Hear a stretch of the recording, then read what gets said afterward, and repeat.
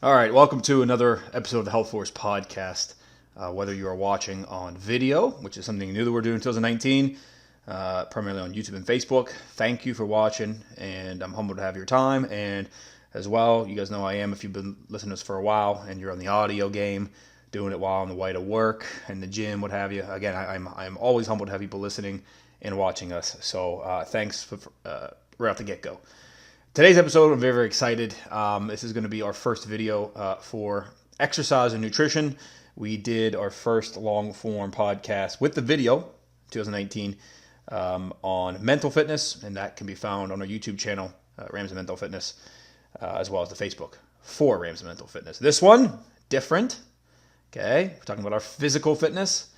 And just to make sure that this is clear, I'm the CEO of both. Ramsey Elite Fitness, which is physical fitness, and Ramsey Mental Fitness, which is the mental fitness. And they are separate, and the way we do content is separate, although the podcast, the audio, will be on the same iTunes, the same Stitcher channel, all that.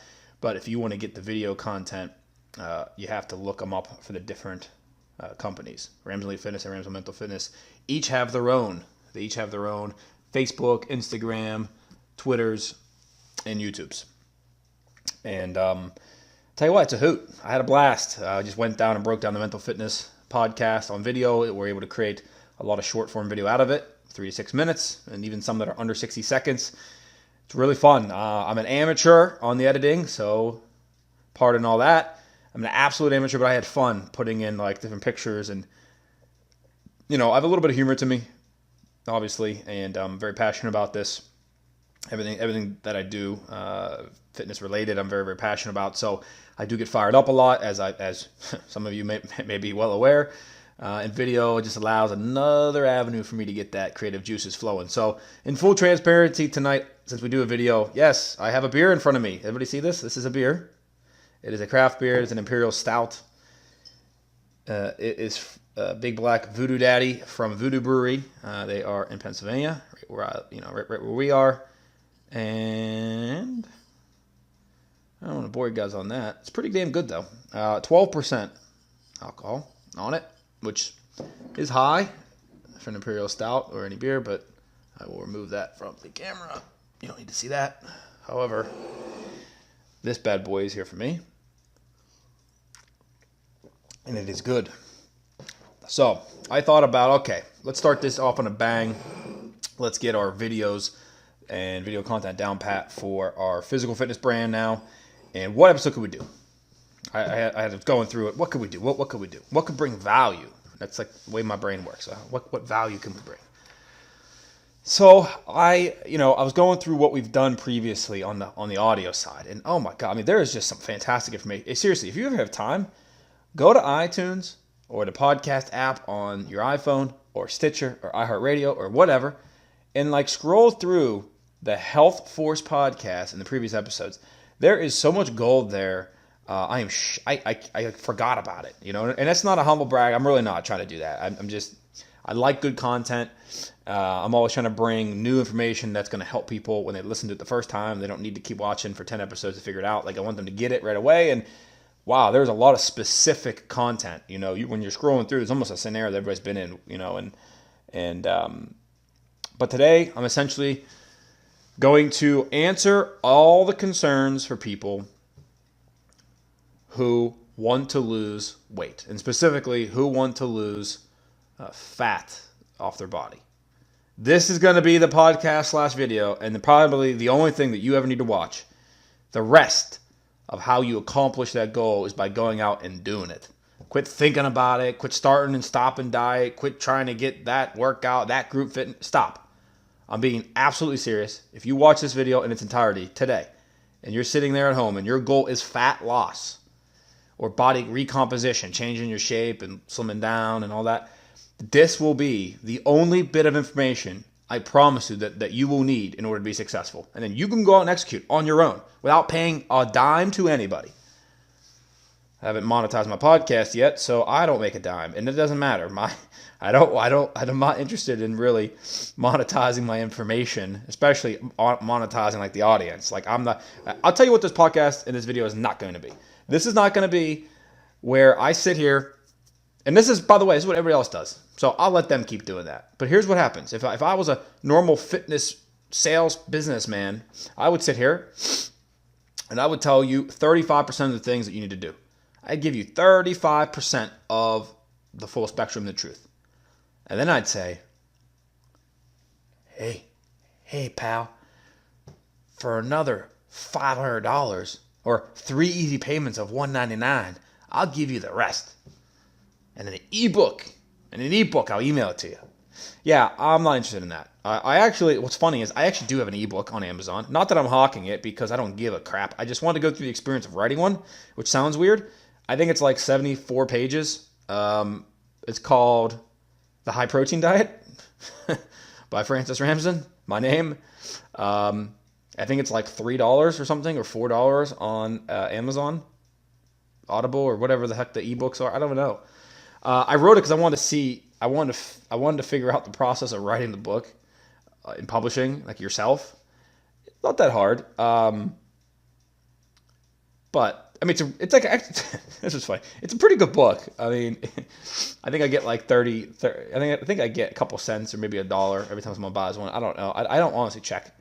But it's funny because it's actually probably a pretty good book. It's like 77 pages.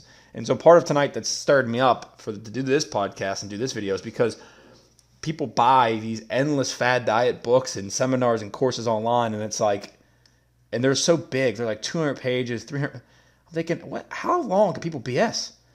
I mean, I wrote an ebook once, and I got 77 pages or something, 74 pages, and it's probably 10 times better information than what people could buy. It's just really funny. But no, I'm going to pretty much give you everything that I wrote in the book, and I'm going to give you everything that we tell our clients right on this right on this video and podcast. Just right now, I'm gonna take you through it and how I approach it with our clientele, why it works, why it's successful, and we can then analyze kind of what you're doing now. So I think it's going to be a good banger of an episode, essentially. What to do if weight loss is your goal. I like the ring to it. All right. So there's really two components to weight loss. And again, I want you to understand when I'm speaking about weight loss, for most people, it's actually fat loss. They don't actually, it's not a matter of just losing number on the scale. It ain't going from 200 to 180. It's going from 200 to 180-ish, but radically changing the way you look. And so you really got to break that down. And this is important. It might sound like semantics. It might sound boring. I promise you have to understand this first. Words matter, meanings matter, and when you talk and convey something, it's really, really important you get it right. So most people do not want weight loss. You want fat loss. Fat is very unattractive physically across the board, despite what others may try to tell us nowadays. But most of us are not happy when we are overweight or fat, just flat out. And so, I'm trying to give you a good example of like why this is important to say fat loss and not weight loss. Well, weight loss, if it's not purely about the weight and the number. There are people.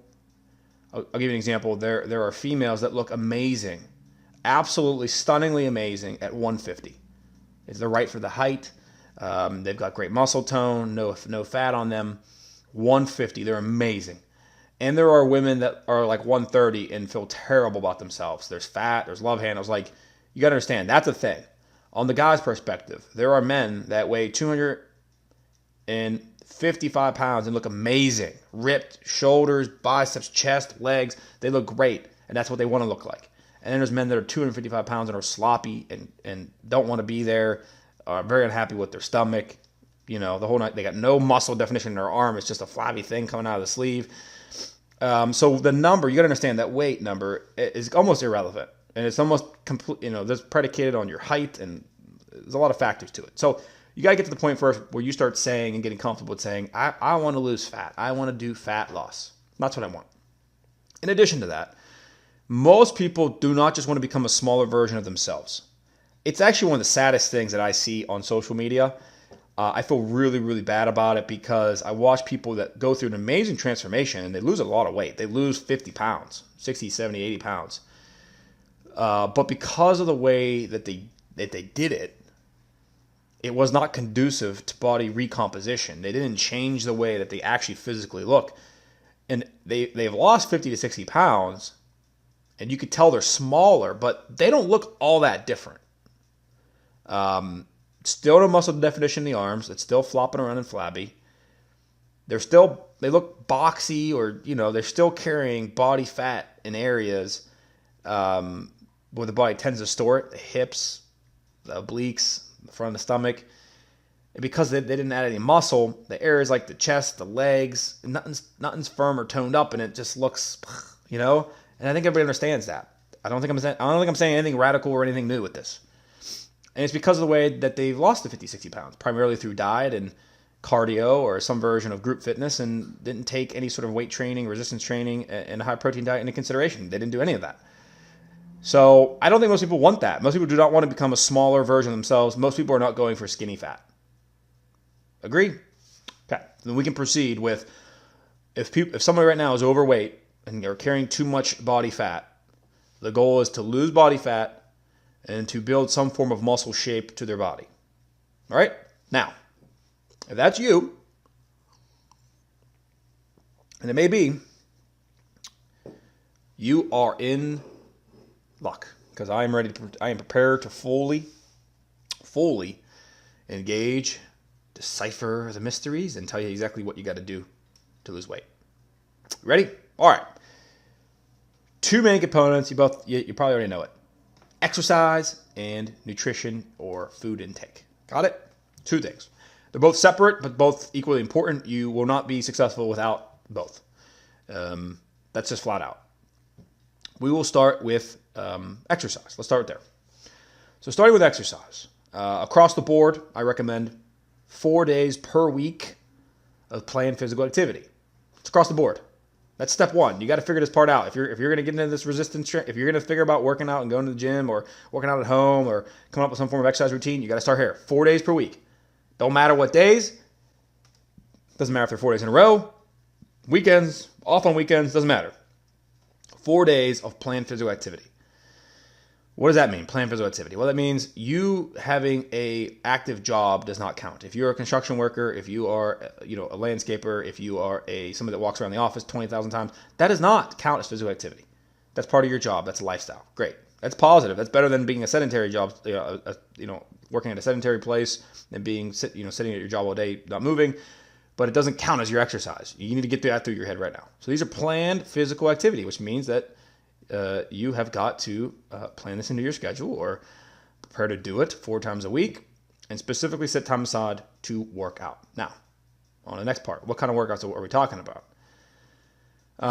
We came up with the number 4.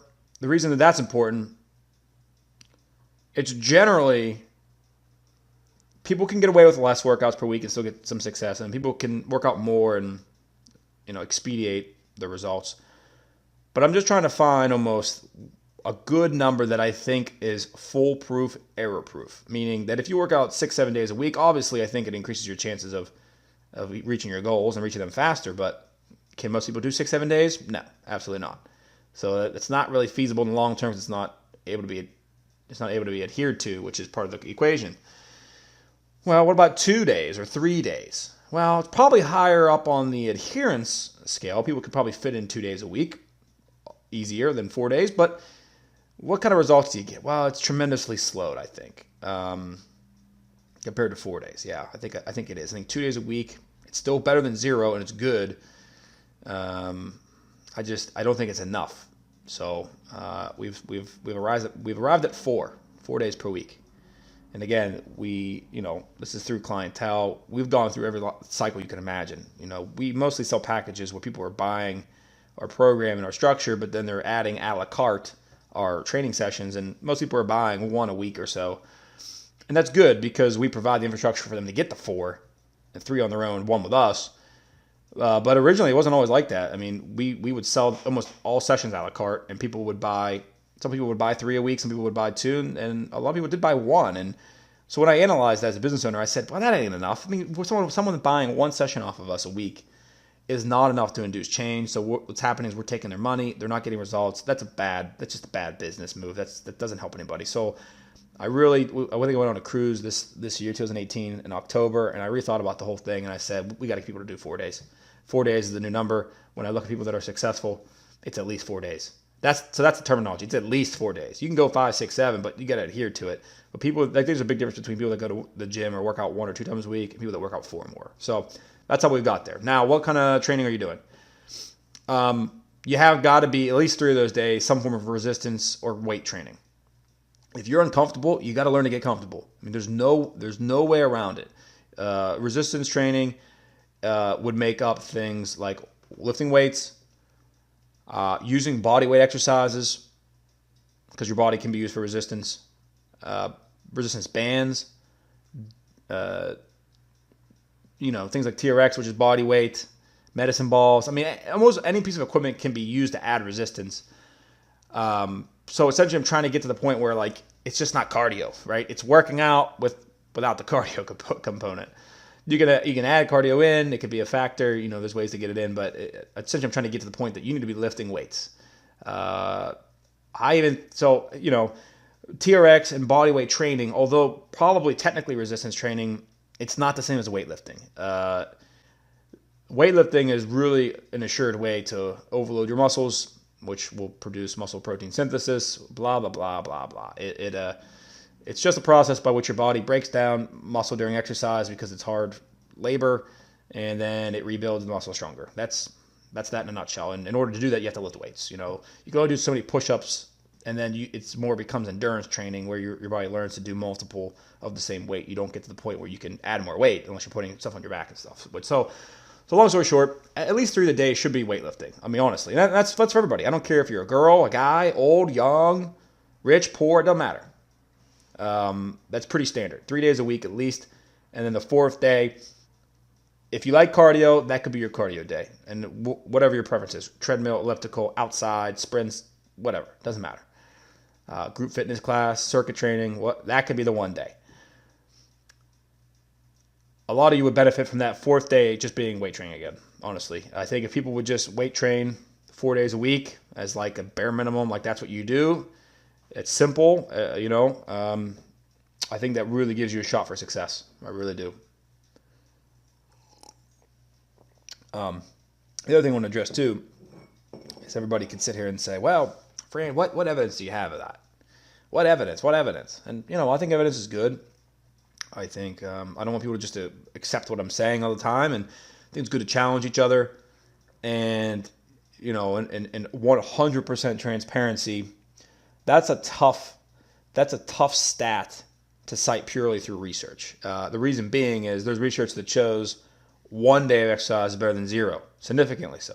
There's research that'll show 6 days is better than 1 and 4 is better than 3. But what's the mark where it's in the middle at 3? You can always find stats that kind of support exercise right now, but essentially more is better. So, the fact that most average people that are going for fat loss and building some muscle and some definition into their bodies, they don't have to worry one iota about overtraining, which is essentially working out too hard, too much, and your body will actually become worse and essentially going to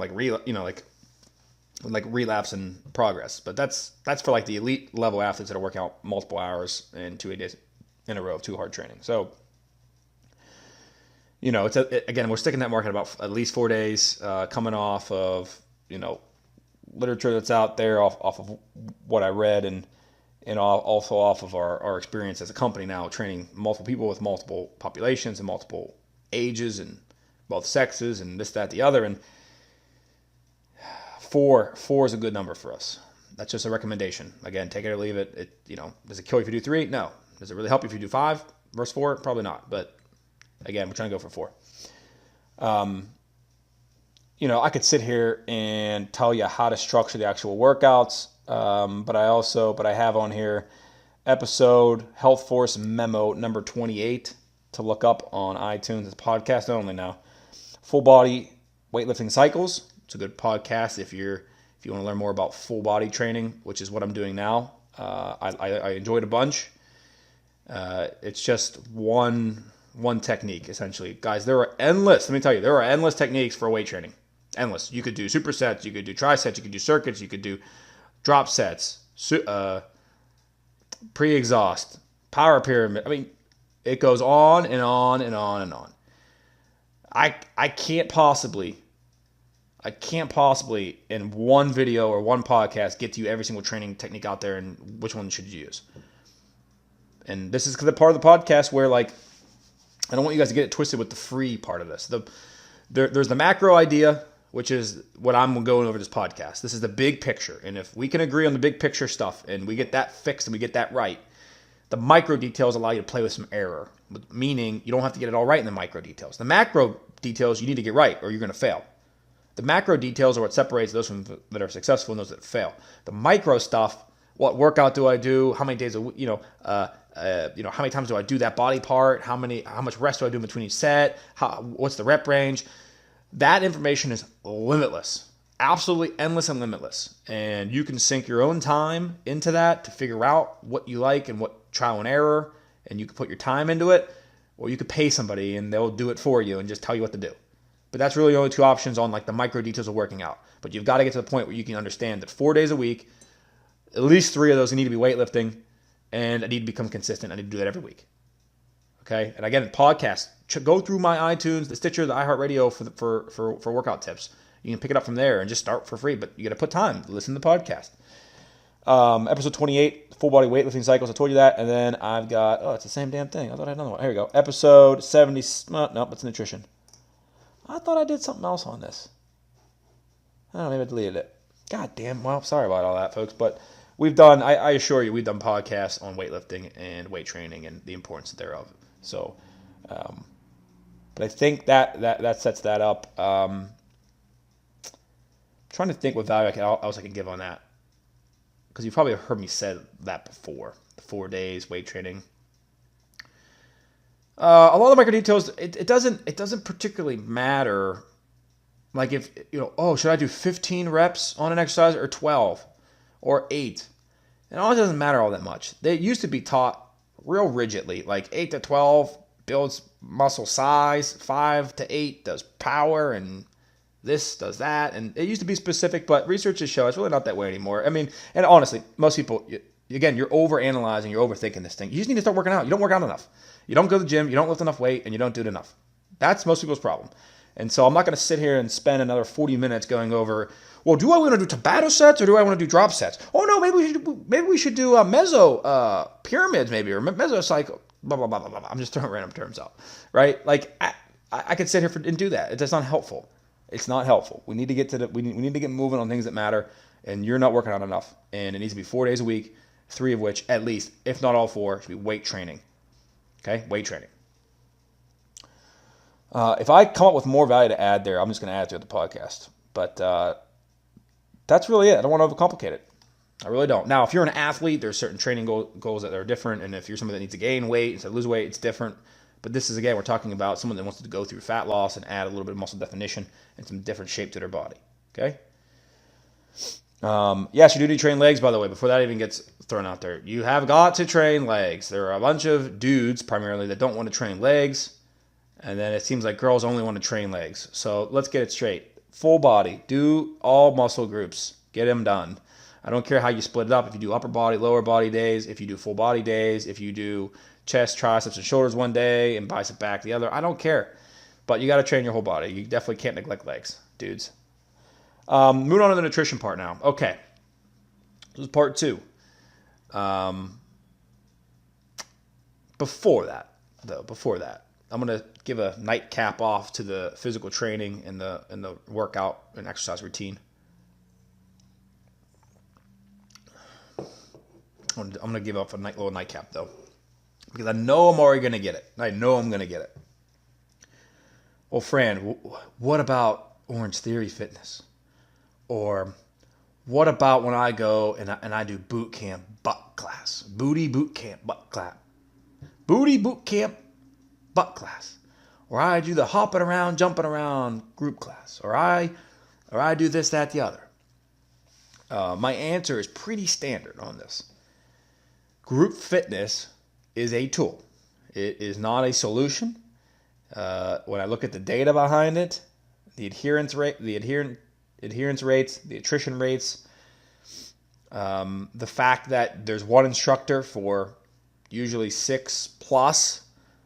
If you're lucky, 6. If not, you're looking at 15 people in a class, one instructor. you're paying for a generic workout that you could get off of YouTube. Is what it amounts. Sorry, but that's what it amounts to. When you're paying these drop-in classes $10, it's like going on YouTube and paying $10 every time you watch a video for an exercise, because you're going there and you're going to pay for a workout, and yes, someone will guide and lead everybody through it, but the individual attention you get is a joke. I mean, you're going to get hardly any, unless you're on the extreme ends, which means you're so fit that the instructor has to come over and modify everything for you, make it harder, or you're so behind the rest of the people in the class that you're getting modifications to make things easier and getting a lot of time with the trainer. But if you're in the middle, like you're just shit out of luck. You're going to pay for a generic workout that's meant for multiple people to do with no tailored specific protocols for you as an individual, and it's better than nothing. There it is. I said it. It's a terrible. I really despise it from a business standpoint, because the marketing behind it is acting like it's the greatest thing of all time, and that people. So there's a lot of people that sign up for these things, and then they're like surprised 6 months when they're still looking the same, and it's just. They usually don't involve weight training. Weight training, that'd be actually very unsafe. If you were in a boot camp style class, and come to think of it, I used to instruct some of this. So I used to have some weight training, which is very bad.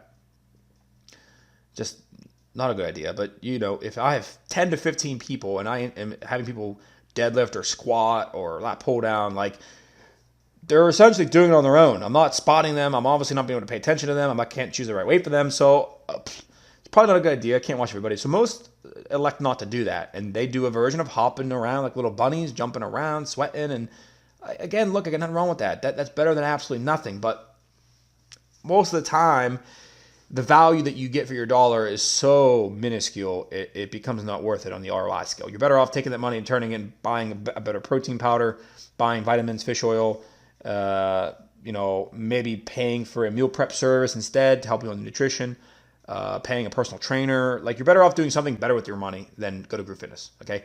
If that's something that intrigues you with the class work and all that, you have to reanalyze your goals. Reanalyze. It's not social hour. Fitness is not about social hours. It's a lifestyle choice for yourself. You can go work out with other people, but if that's your main staple, if Amy doesn't go to class, you're not going either, it's not a good idea. So I had to say that because I know I'm going to get asked about it. Personal training is different. It's one-on-one. If it's a good trainer, it'll all be tailor-made to the one person. They're getting a tremendous ROI, way more than they're paying. Even if they're paying a lot, they're getting way more back because it's individualized and customized for them. And again, I'm just not saying it because that's what we do. It's the other way around. People got it backwards. I've decided to do, for our companies, one-on-one training because I think that's the best.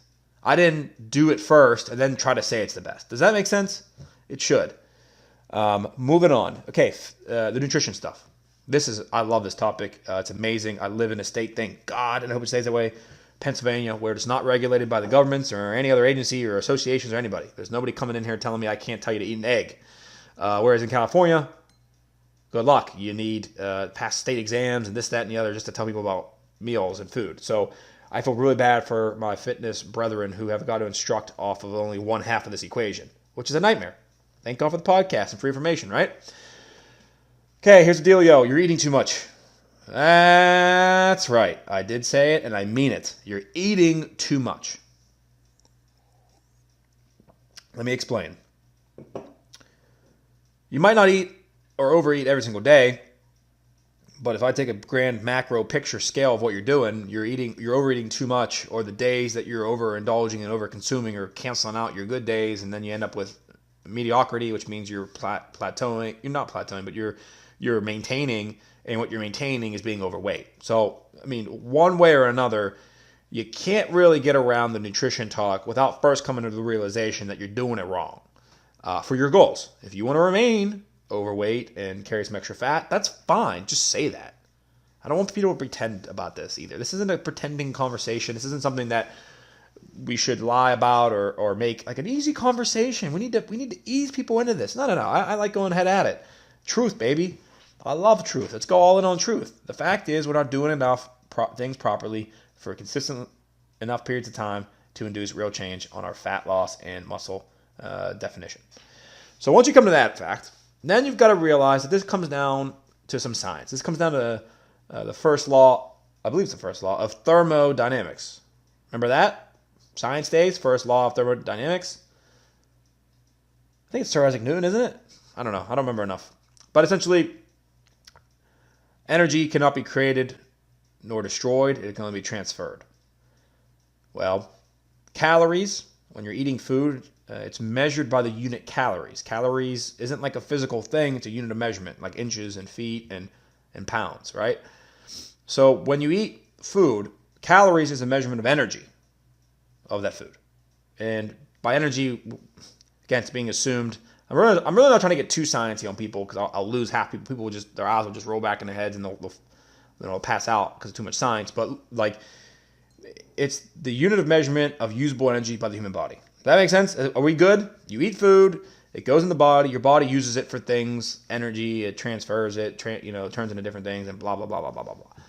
But you got to understand that, okay? Well, you can't create energy from nothing, and you can't destroy it and take energy and turn it into nothing. So all of these things that promise you that the fat cells and the fat tissue and the fat storage will just vanish because of their pill or their applicator or whatever it is. Sorry, it ain't the way it works. You can't just turn something and just get rid of it. You have to transfer it or use it up. So it starts with calories for me. And the science is super clear on that. Calories is the overarching theme for fat loss diets. There will be studies that, almost universally now. This is something where you can almost pull up any study. That's why I'm not kind of giving a specific one because they're all this way. But if you control for calories, that usually is the factor. So if I take somebody on if I have two groups and I do a low carb group over here and a low fat group over here, but I make the calories the same, the results are usually the same. You're not going to have one group like lose way more fat. Oh, that's the best diet then, I guess. If you control for calories, make calories the same, the results tend to be the same. What happens a lot of times in research is people don't control for calories. You would think they would. They don't control for calories. And one group can eat whatever they want, but they have to only eat low carb. And one group can eat whatever they want, but they can only eat low fat. And then what happens is the groups, depending on the food choices, everybody in the groups, some overeat, some undereat, some in the middle, and throws everything out of whack. And that's how you get a diet that says, look, you lost 1 more pound in the low carb group. So, but that's first and foremost. You got to understand calories, guys. You have got to get into calories and understand that tracking that is a metric that is absolutely crucial for your success. I got to rant. There are people in my industry, nincompoops, absolute asinine, that will tell you do not track calories. They are people who take your money as a personal trainer or an instructor or whatever. You pay them money. They're supposed to help you lose weight. And the first thing out of their mouths is, don't track calories. Don't track them. And then you say, well, why not? Why not, Mr. Trainer or Mrs. Trainer? Why can't I track calories? Well, did you know that I've seen people have eating disorders because of tracking calories? Yes, did you know that? People, and this is just a tool in my tool, but it's just a tool. There's people that will openly smack talk counting calories as a way that somehow transfers into eating disorders. Whereas I would reckon it'd be the opposite, where somebody comes in with behavior or sort of personality that would either already have an eating disorder, and this could make it worse, or somebody that would already have that type of attitude that would be predisposed to an eating disorder. But if you take the average, that's a small, minor amount of cases. If you take the average person and they've never really checked their food before, guess what? They're going to actually probably love it because they can figure out how bad they've been eating. And as a practitioner, when you're being paid money and you're taking the money, I don't know how step one, you're saying don't check calories and then you're going to try to help someone lose weight. Like, you need to learn the data points. You need to know the calorie intake or else you will not be able to do your job effectively. Yes, you might be able to guide somebody to eat healthy food choices that result in them consuming a low amount of calories and they can lose weight, but that doesn't help you when they hit a plateau and you don't know why, because you don't know how much food they're actually eating. You have no idea. Or they don't know how much almonds they're eating because they can't lose weight still, and they're eating all this great food, but what's happening? Well, they're putting olive oil on everything, and they're over-consuming calories still. So, yeah, it's just a bad idea to not consume that. So download MyFitnessPal. It's a free app. Just put in your information. Don't don't worry too much about setting up goals. I'm going to give you information here next that'll override that because the information is not good on MyFitnessPal by default. And you'll want to find a section where you will set your calorie intake goal. And what you want to do is take your current body weight, and times it by the number 11. And that's a rough estimate of the number of calories that you should eat per day. Every day, as consistently as you can get. That'll almost assuredly, with your 4 days exercise, result in fat loss and weight loss on the scale. That'll almost assuredly do that for you. And that's really it. That's step one. That's like the whole step up. Download the app, fix your calorie goals, and eat that many calories or less every single day. And again, when I say buy less, I'm really cautious about this. You want to eat as close to the number as you can without going over. You don't want to be 400 calories short of your goal. Okay, get to that number, figure out a way to get there without being over full or starving, and consume not over that amount. That's it. And you do that as consistently as possible, I assure you that will lead to fat loss for most people, and obviously the scale weight will certainly change. That's step one, calories. Step two becomes protein. Protein is the building block for muscle tissue. If you do not eat enough protein, your body will not have the tools required to build muscle. I hate this argument, but if you look at vegans or anybody that thinks meat's bad and they don't supplement with dairy and protein powders, what do they look like? Their arms are about this thick.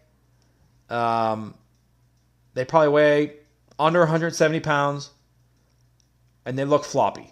Sorry, but it's the truth. They don't look very good because they don't have muscle tissue. Now, does that mean that there aren't vegans that can look that way? Of course not. I'm not saying all. But if you look at most of them, they look like marathon runners. They do. And most people don't want to look like a marathon runner. They don't want to have no muscle definition, no muscle shape to them, and a little bit of body fat. They want to look a certain way, and that's men and females, both. Both sexes want specific looks, and it usually involves around looking athletic or having some muscle definition and low fat percentages. So protein's next. Now, how much protein? General guideline, but eat as close to 1 gram per pound of body weight as possible. Just a good rule. So if you weigh 150 pounds right now, you got to eat as close to 150 grams as you can. It's a good guideline. If you're 200 pounds, again, eating as close to 200 grams of protein as you can. The first thing that you're going to find out is as you're tracking your calories and tracking your proteins and fats and carbs on MyFitnessPal, which does it for you automatically. It's the best tool ever. What you'll find out is that your protein is so low. Most people are eating less than 100 grams a day, I would reckon, on a standard American diet. They're eating a lot of high-fat, high-carb foods and low-protein foods. They're eating burgers, fast food, french fries, fried foods, pastas, breads, and none of that really has high protein amounts. So that's the first thing you'll notice. That's okay. You might fall well short of your protein goal. With a couple of changes, you can get there. Okay. The changes that get there, the things that help, are consuming a protein every time you eat. And when I say consuming a protein, if you can get 30 grams, it's probably pretty good. So that's, a serving of chicken about 25, 30 grams, a serving of beef, almost a serving of any meat will get you about to that level. So, just not trying to eat a banana and orange and apple juice for breakfast. Like, that's not a good idea. Bagel, cream cheese, orange juice, not a good idea. Center cut bacon, which is lean, 3 eggs, and 1 piece of toast. Better. See what I'm saying? And just focusing on protein and protein foods. What you might also find is even though you focus on high protein foods, you're still well short. Or maybe you're at 135 grams and you're supposed to be eating 185. Protein powder is an absolute critical supplement, I think. The ease of which it aids your protein intake is just astronomical for the value you pay. I mean, you can get a really good tub of protein for $60 or so. The one I recommend is $60. You can go buy that, and what ends up happening is it's 4 pounds. Should last you about a month, I'd say, maybe more even. So for $60 a month, I mean, that's like what nowadays at the bar, six mixed drinks or something, or 4 mixed drinks. I don't know. It's really good, and it should help you on a daily basis. You should be having 1 to 3 servings of that a day. I right now, like today, for instance, for protein powder, I had 2 scoops after my workout, which was 52 grams of protein. It's pretty good. I'm trying to eat right now about 200. So I'm trying to eat about 200 grams of protein That's 50. That's 1/4 of my day done. And I drank it. And guess what? I was hungry again in like 3 hours. So I was able to like eat. Like, it's not something where if I were to eat that in meat, I might be full or longer because it's a physical food that has to be broken down. Whereas the powder, it turns into liquid and you just straight in, straight out, which is, again, a good idea. Not straight out. Goof. Straight to the straight to the muscles, but that's why it's good to drink after a workout, because then it gets into the bloodstream quicker and goes to the muscles. So for those that don't recommend protein powder because they think it's unnecessary and you can just eat food, hey, happy days, man. Maybe you've got all the time in the world to prep all this chicken and salmon and eat it all, but most of us are on the run and have work and job and family and kids, and it's just, I mean, I don't know how you can beat the versatility and flexibility that protein powder gives you. So you got to do protein. The protein, when you eat enough amount, what's going to happen is that really aids the buildup of the muscle tissue. If you don't eat enough protein, it's not that you're not going to build muscle. You will. But research is showing in order to really maximize that cycle of workout, tear the muscle, eat enough protein that your body rebuilds the muscle. And in order to maximize that and build as much muscle as we can, and again, I'm not talking Arnold Schwarzenegger muscle. I just mean just maximizing our what we can as most normal people that just want to look a little better. It's about 1 gram a day, about 1 gram per pound every single day, and just try to get as close as you can. And that's certainly probably quite a challenge for a lot of people. It is, and but it's critical that you figure it out. There's tons of strategies on how to do it. Lastly, on the nutrition side is the carb-fat argument. It doesn't matter. I'll save you time right now. It doesn't matter. I'm being absolutely honest. It really doesn't matter unless you're in a special population that needs carbohydrate, like a marathon runner or an endurance athlete who would thrive off of a higher carbohydrate diet. Don't worry about it. Unless you're somebody that needs a keto diet, type 2 diabetic maybe would probably be a good. Even then, I don't know. The argument for keto diets and low carb and Atkins is very infuriating to me. I think it's useful because it works, but the adherence to it's very low, and it works almost better as a health, like a prescription for somebody that really needs it. Like a type 2 diabetic really needs to control their blood sugar. They really do. And even if they have grains and carbs and beans, they will still raise the blood sugar. You know what I mean? More than you'd probably like. Not that that's the only factor of type 2 diabetics. Usually type 2 diabetics need to lose weight as well. Yeah, I mean, I'm not into the hype. I never have been. I never will be. I want to stay grounded in science. And, back to the thing earlier about the studies. When you have two different groups and one is eating low carb, one's eating low fat, if calories are controlled, they produce similar results. If you change carbs, fats, if that doesn't matter. It's the calories that matter. So that's a big takeaway there. The rest of it is endless mental, people talking in circles. They'll hear themselves talk. Really not all that important. So I always advise, eat whatever you like as long as you're staying underneath your calorie goal and getting your protein goal. That's it.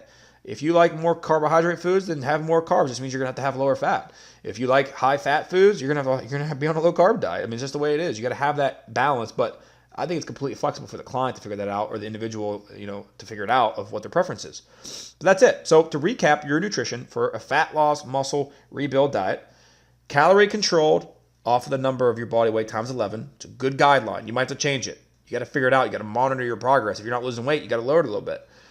Never go below 1,200. It's probably just a good general recommendation on calories. If you're somebody that's very low in weight already and wants to lose fat, you might need some special guidance. Ask a personal trainer on Twitter, DM us or whatever. I mean, that's fine. We can help you there if it's a specific case. But most people, they don't need specifics. They just need that general outline. Control for calories. Then go into protein. Get 1 gram per pound of body weight every day. And then make sure carbs and fat are in a ratio that is going to be an inverse. I personally eat them both equally. I eat about moderate carb, moderate fat, and higher protein. And I calorie control it, and I'm good. I like both carbs and I like both fat. I do very bad on low fat. I do very bad on low carb because I'll crave the other. It's my personality, probably a little bit of genetics to it, but for the most part, that's how it goes. So look, now I've just given you the trick. Stop listening and watching, and go execute. I've literally given you the pathway on the macro picture. The micro stuff doesn't matter as much. There's so much information that I just gave that I know I've said in previous podcasts. I know I have. So this might not be anything radically new information, but that's because there's nothing radically new about weight loss. And fat loss and muscle build. It's nothing new. The fact is we keep trying new. You keep trying the latest diet. You try the latest group fitness class. You try the latest piece of equipment, and then you're sitting there unhappy in 3 months. Quit trying to do new. Just do what works. Just do what works. If you do everything I just said in this podcast, if you recreated this and figured out some of the micro details, and again, you either look it up yourself or you pay somebody. So really only two choices you have. What do you want more, your time or your money? Figure out which one is more valuable to you and spend the other. That's what you got to do. They'll create the plan or you'll create the plan. You have it, and then you got to go execute it. But I assure you, if you just did 4 days a week at the gym or at your house with weights, and then you controlled your calories and you tried to eat enough protein, and you did that, which is probably the most important part of this whole podcast, the takeaway point. You did that for 6 months, up to 12 months. That window, maybe some people need to do it 10 months or 9. You'll be in complete control of what you look like. And that's the truth of it. 6 to 12 months of that macro picture, and you figured out the micro picture. Yeah, that gives you a really, really, really great shot at success. And I just know that too many of you are screwing up on one of those parts. You're either not going to the gym enough, not consistently enough, or not working out the right type. You're doing the group fitness, the yoga, all the other stuff that's not helping you rebuild your muscle tissue, and you're not doing it properly, and you're putting your faith and money in somebody else, and you're not taking control and ownership. That you're filling on your diet. You're eating McDonald's still. You're eating too many almonds. You're eating too many olive oil. You're not eating enough protein. You're vegan. What? You're doing something that's not working in the nutrition space for your goals, and you got to get under wraps. Thirdly, you're not doing it long enough or consistent enough. And that's probably most of you. Most of you, the research we have shows that most people don't have a problem losing weight. Most people can lose weight if they try. The problem is that it's such a short-lived window, it's almost a joke. People can't keep it off or continue the trend. They might do it for a month, 2 months, 3 months, and then like month 4, 5, 6, they're back to where they were. They essentially reverse. And that's it. That's the 3 things. If you stay focused on that, I promise you, if your goal is fat loss and to rebuild your shape of your body, you're well on your way to be successful. So thanks for listening. Follow us on both YouTubes, both Facebooks, both Instagrams, all that nice stuff. And I'm very, very happy to continue to be able to put out this content. So if you guys have feedback on us or want us to get more specific about a certain topic even, well, I'm down for podcast episode recommendations. Hit me up on Facebook, Instagram, just DM, just say, hey, I heard the podcast episode. It'd be cool. You guys should really do it on this, or I'm interested on this topic, and we'll be happy to take care of it for you. That's my dog trying to budge in here. What do you want, boy? We'll see you guys.